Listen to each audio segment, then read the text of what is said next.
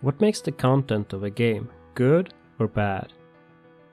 Hitting bedrock definition of good game content is not a trivial undertaking.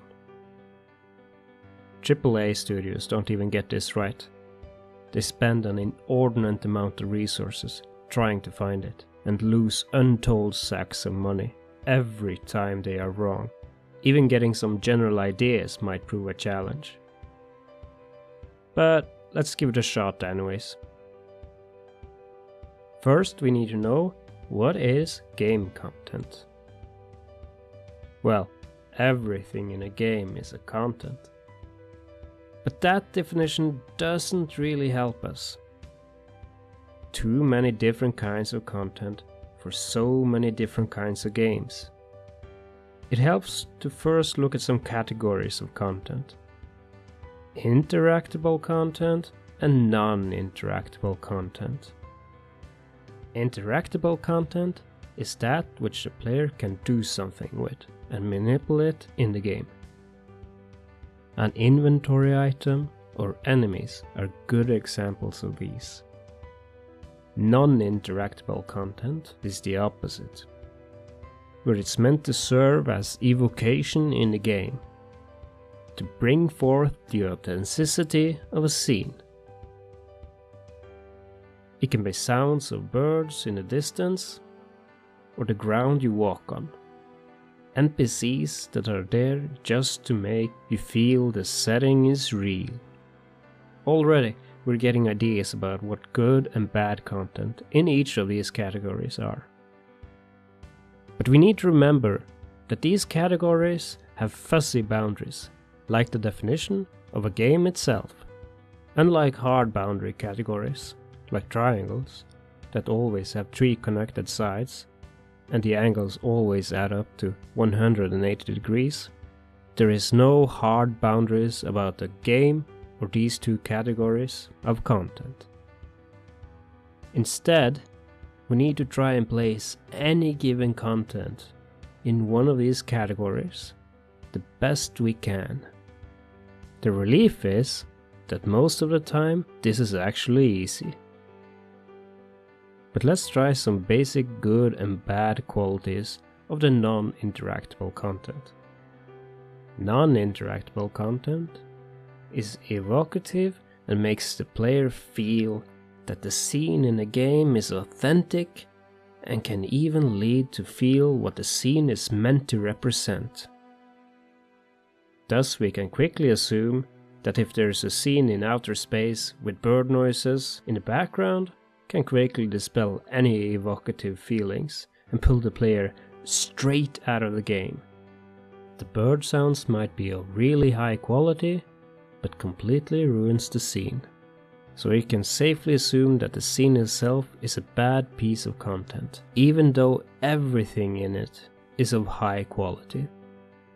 But the same is not true if the setting is in a forest, with high quality textures and a vibrant and animated forest that springs alive at the mere snapshot of it.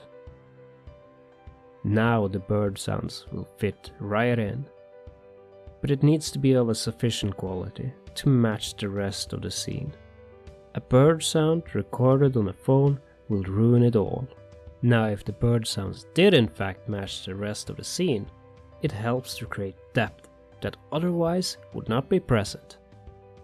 These are fairly obvious things that shouldn't need pointing out to anyone. But there is an underlying principle to this basic observation. Quality and depth must be matched to cohesively function together across all non-interactable content in a game. Determinants of quality would be artistic ability of the graphics, so it looks believable, quality of sound for authenticity, and animation precision to look real. Depth is determined by what objects in a scene fits the setting, logical placement of them, correct abundance so it feels natural, where too many or too few will put the player off. It's also important to create a story with the placement of the objects. If you can simply look at the room and see hints of a story, that made the room the way that it is, then you are on the right path.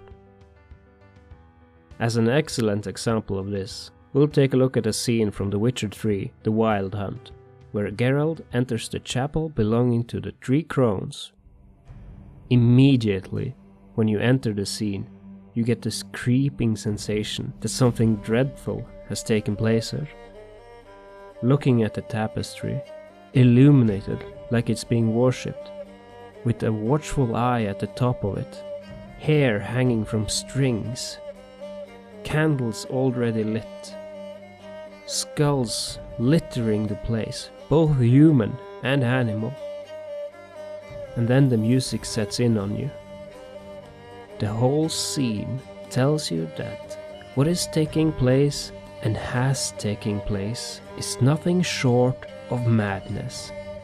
It's a beautiful orchestra of non-interactable content come to life. So that's one principle in this category. But it's not that straightforward in the interactable content category. Interactable content is that which the player can act upon or manipulate. This is what makes the player feel part of the world and not just observing it, like in a movie. Immediately, this seems a lot more complicated. And with good reason, because now we have to take into account if the content we put into the game is going to enhance what the player is mostly going to be doing in the game or not. In Shadow of Mordor, you're mostly going to be fighting and killing orcs. Adding vegetation that can be eaten to heal yourself will interact with the player to add another level of depth to their strategy. Whereas creating a quest to collect one of all the different flowers in the game does not. In fact, it can make one of the most powerful entities in Mordor run around picking flowers for an hour.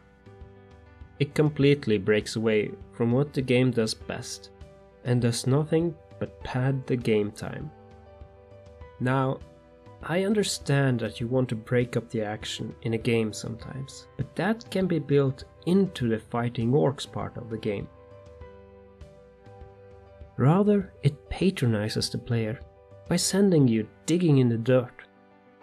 It boggles the mind why this was thought of as good content. You obviously don't have to do it in the game, but still, it's a bad piece of content and a lost opportunity. But there are more subtle ways one can create bad content as well. Blood Dragon Plate Armor from Dragon Age Origins. To be fair, it was somewhat balanced with the strength requirement, but this item would be in your inventory from the start of the game.